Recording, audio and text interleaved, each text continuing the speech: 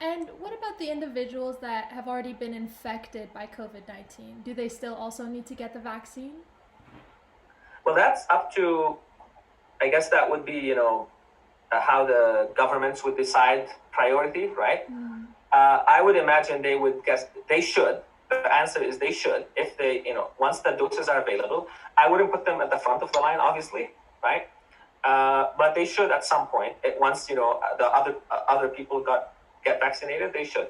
Reason is you could say, well, I've already been infected, and so I already have protection, right? Most likely, yes. The thing that people don't know is the protection offered, and that's all the studies what have shown so far, and it wasn't too surprising. The protection offered by actual infection is less than the protection offered by the vaccine. You say, what? How is that possible? Because when we say protection offered, it means how much those neutralizing antibodies, those antibodies that will, once you make them, they will prevent the virus from infecting your cells. The titer, the amount of antibodies you have in your system matters. The more antibodies, obviously, you have, the better you are protected. Also, how well these antibodies will, quickly attack and prevent the virus from infecting the cell. Because it's not a yes or no. It's not, I have antibodies, so I will prevent the virus, or I don't. It's how well they bind that spike protein, right?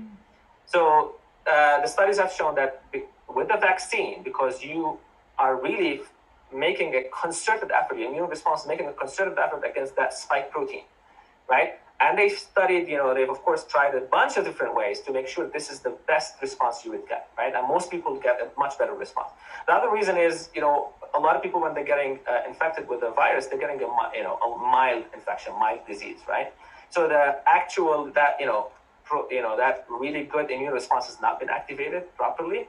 Also, we talk about that prime boost, right? You get vaccinated twice, you're not getting infected twice, right? So all that, means that you're better protected if you're actually vaccinated than if you've been infected. Right. So, but that, Got you. And now projecting a little bit into the future, how much of the population must be vaccinated for it to be effective? So I suppose for us to develop herd immunity. It's a difficult question, given that, the virus kind of keeps mutating a little bit, right? And it depends on how fast the uptake is. But estimate, generally people like 80%. That number, people like 80% of people to be vaccinated. That kind of is perceived as, given the herd immunity by vaccination, right? 70%, 80%, but not 50. The higher up you go, the better. Obviously, you start, seeing some effect, right? But meaning the rest, the unvaccinated people, if you want, will not be protected until 80% of the people have. And that's when you really start seeing the pandemic really shutting down. Essentially, once you hit that 80% mark, is probably the best number. The only way we know is when it actually happens, right? And people know that for other, we know that for measles, we know what it is for polio, we know what it is for all those things that we've all been vaccinated against, right? That's why people keep saying we want to stay above a certain limit for that particular vaccine. Once we start dipping, now we start getting more infections, right? And that's happened with the measles, with less people opting out of it. So that's. And speaking of mutation, are the current vaccines also able to protect individuals from different COVID-19 variants? So studies are now being done on that, right? So there have been a few studies that showed that the Moderna and the Pfizer vaccine, because these are the two that only two are approved in North America yet, right? Have continued to protect against those variants. The UK variant, people call it the South African variant, right? South African variant is a little bit more concerning. They continue to protect, but the protection is less. We talk about that 90% efficacy and 95%. That had dropped with the UK variant, but it's still above the limit you would want it to be, right? I mean, the 90%, 95% was, nobody had dreamed that we would get that kind of protection, right? People were hoping for a 50% when these vaccines were being made, right? So we're still, well above that 50%. So we had a super awesome vaccine against that original variant, right? The original virus. Now it's still an awesome vaccine, right? Not super awesome, just awesome, right? So it's still pretty good. Now, is that going to change in the future? Or is it possibly a new variant would come in, or that? UK variant and the South African variant, continues to mutate, and now it becomes ineffective or resistant to the vaccine. That's certainly a possibility, and that's why it's so essential that we get everyone vaccinated as fast as possible. The virus cannot mutate if it cannot find new hosts, right? If it cannot infect new people. The more it infects people, the less people are abiding by the, all that, social distancing measures and allowing the virus to continue to spread, the more the virus has a chance to mutate, right? That's how viruses work. That's their job, right? Is to evolve, and because now you're putting selective pressure on them, right? You're forcing them to evolve, because only the ones that are kind of figured out a way to mutate and avoid the vaccine will do that, right? So the faster we get everyone vaccinated, the faster we get rid of it, right? The more it drags on, the higher the likelihood that we might get a variant that might be resistant. And luckily, obviously, that's one big advantage of these mRNA vaccines is they're easily adaptable, so they could be changed to match that mutation, and that's what obviously Moderna and Pfizer are doing. And I know Moderna is doing it. I'm pretty sure Pfizer is probably doing it, right? They're testing the new ones, and they would obviously have to go through just some sort of clinical trials to test to make sure they work. But we can kind of match the virus with these vaccines, but we'd rather not have to. Right. So I'm looking at the time, and I want to be mindful of your time. So I'm just going to go with one last question. What kind of advancements in vaccine technology and research has come from the pandemic, and how useful could it be in the future? Well, the biggest advance is obviously these mRNA vaccines, right? So although they have not, this is the COVID-19 vaccines were not the first mRNA vaccines that were developed. Moderna has been developing these vaccines against a bunch of other viruses for a while.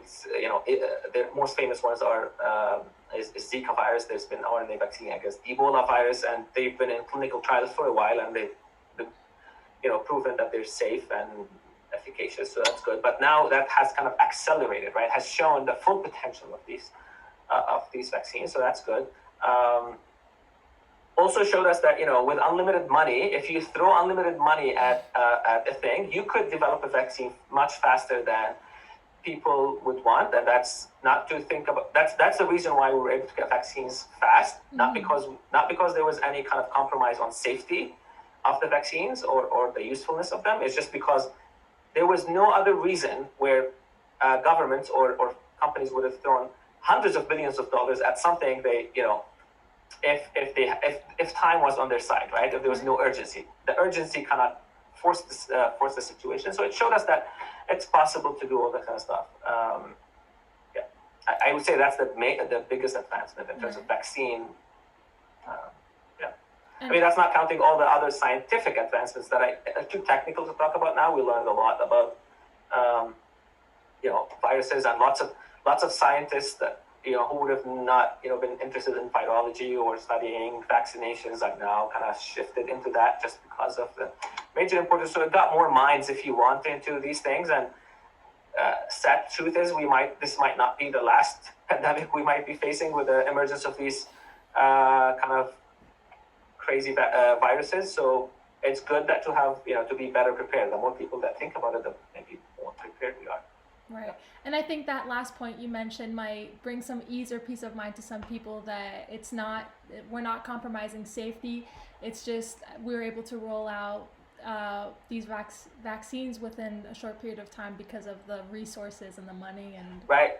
Absolutely. That was a major thing, the resources that were thrown at it. And obviously, again, it's also the effort. Why would you'd never get essentially every brilliant, vaccine scientists and the company and virologists to all think together and work at the same time to study the virus, to learn how to, usually it takes a couple years to learn what the virus looks like and see what's the best way to fight it. They knew that like in months because they just, all the research, all the development had been compressed, not because generally it takes time because there's not enough funding and not enough interest in something, right? So now when you combine these two, and that's why it actually was the third reason why people think, well, why don't how come it takes, even when there's funding, how come it takes a couple years? to get a vaccine through all these trials. Well, there's the regulatory thing, which, why would your, Health Canada and FDA, all these regulatory agencies, put everything aside and start looking at this, at your application to approve a vaccine? They won't, right? You stand in line. But now everything was shelved aside, and now regulation was, okay, let's study this application. That's one. The second one is you never find enough people. These trials had 30, 40 something thousand people, right, in them. You never find that many people infected at the same time to be able to enroll them in these trials, right? And people interested in getting enrolled in these trials. So now, because of the high, unfortunately, right, because we had millions of people getting infected, so it was very easy to enroll enough people in the trial to get it going, right? So it takes sometimes a year to get enough people to enroll in the trial, let alone start the trial, right? Just the paperwork to enroll people. And now they did it in less than a month because people were, tons of people were ready to get enrolled, and infection was wide, so they got infected. So that's why the results and everything was much faster than normal. I think that if these points that you mentioned were highlighted a bit more, I think more people would be on board. So I personally learned a lot, and I really appreciate your time. Thank you so much for doing this. Thanks for the invitation. And of course, yeah.